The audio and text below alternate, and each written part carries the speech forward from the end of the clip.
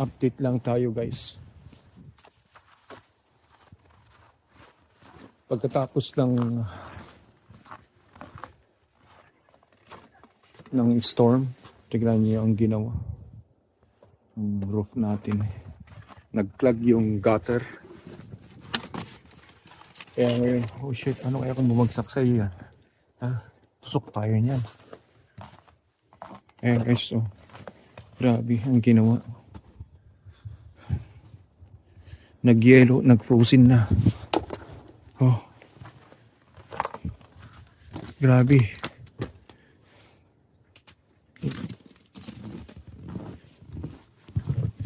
Nag-yellow. Shoot. Anong gagawin ko dyan? Kasi yung gutter ay hindi nag-leak siya.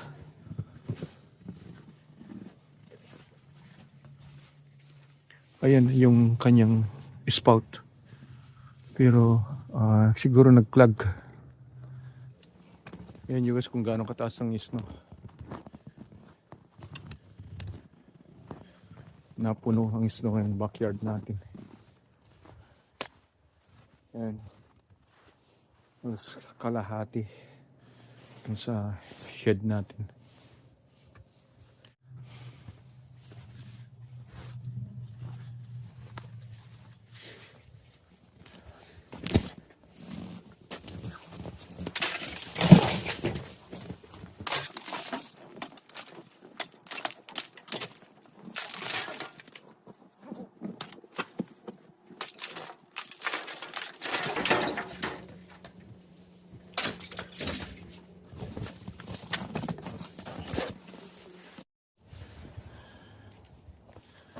Tapos ginawa ng na frozen pati bintana.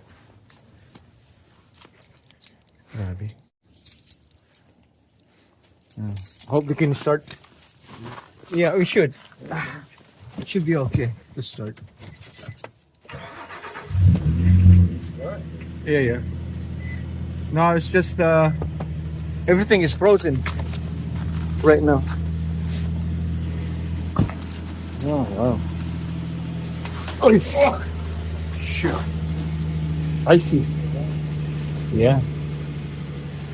Oh.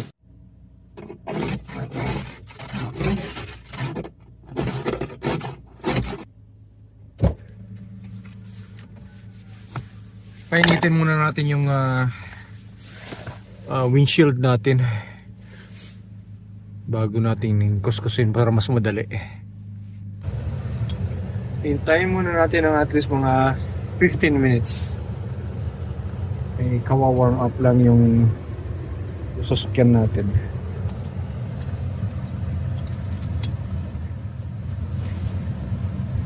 Tingnan natin kung okay na.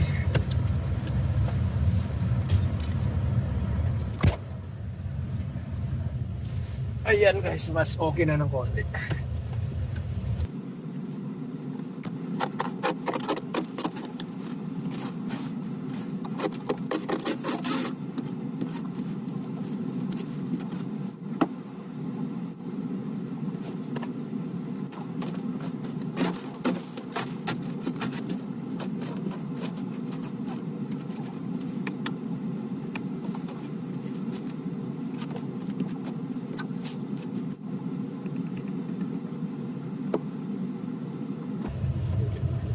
Okay, that's good now.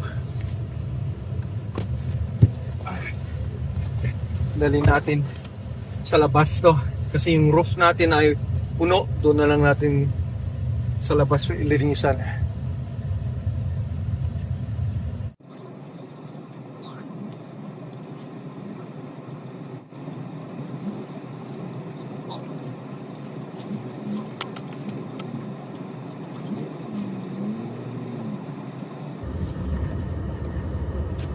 Tignan nyo guys, so punong-puno ito yung malawak na pinagpaparkingan dito. Tinambak na lahat dito yung mga snow.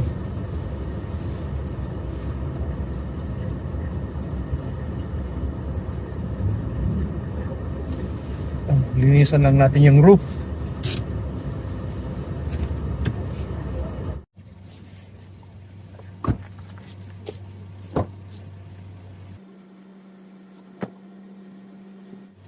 Lagyan mo yun.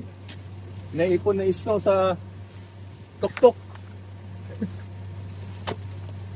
Hindi tayo pwede mag-drive na mayroon nito. Matitikitan tayo. Nanigas na.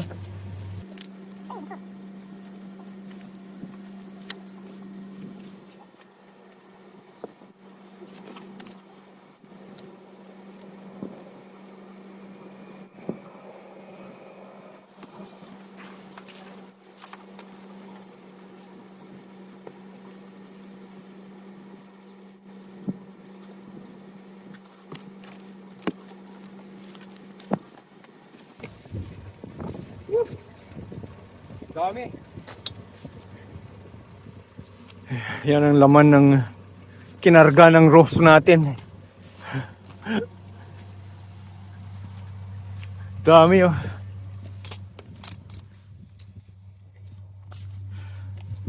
Yan din. Alright, let's go.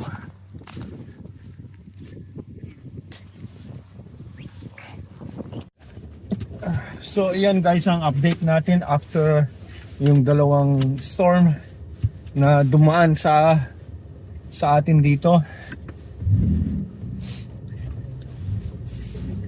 Isang araw lang ang pagitan.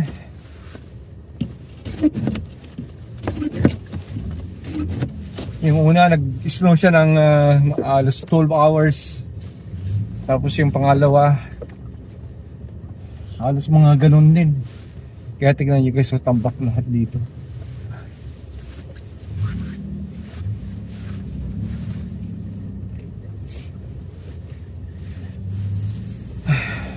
Pag kuminsan, pagka sa main street, pag wala silang paglalagyanan,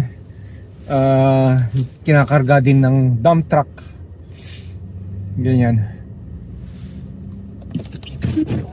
Medyo malayo yung malabo tong ano natin dahil yung ano sa labas.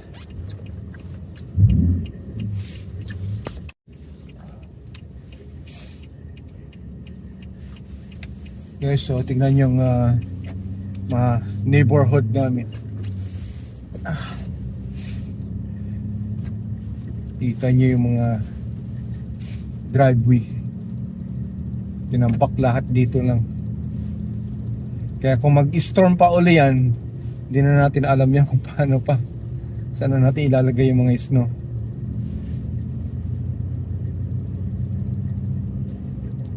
Dito siguro sa video hindi mo gaano makita kung gaano kataas yung snow, pero tingnan mo halos kasing taas ng sasakyan.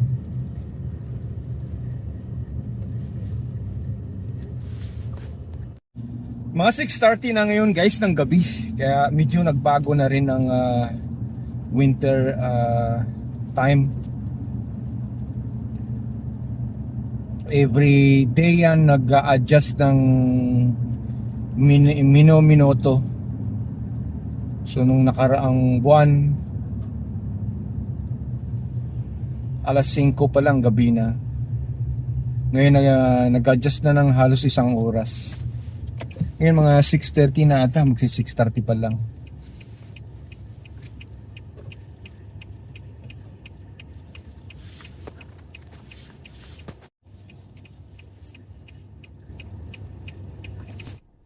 Alright guys, so yan lang, update lang natin kung anong nangyayari rito pagkatapos ng dalawang beses na snowstorm.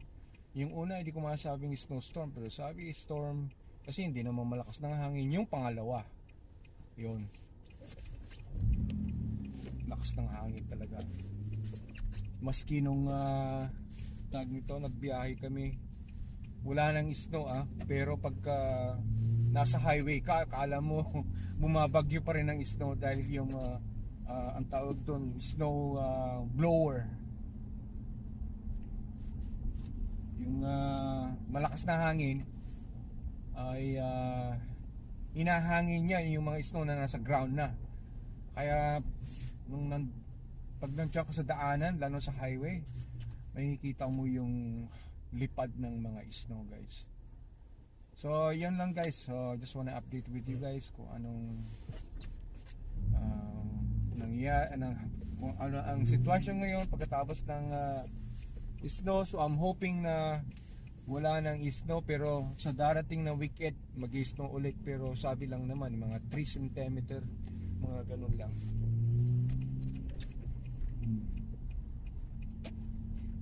So maraming salamat ulit guys sa panonood. Until next time, I'll see you guys back here again.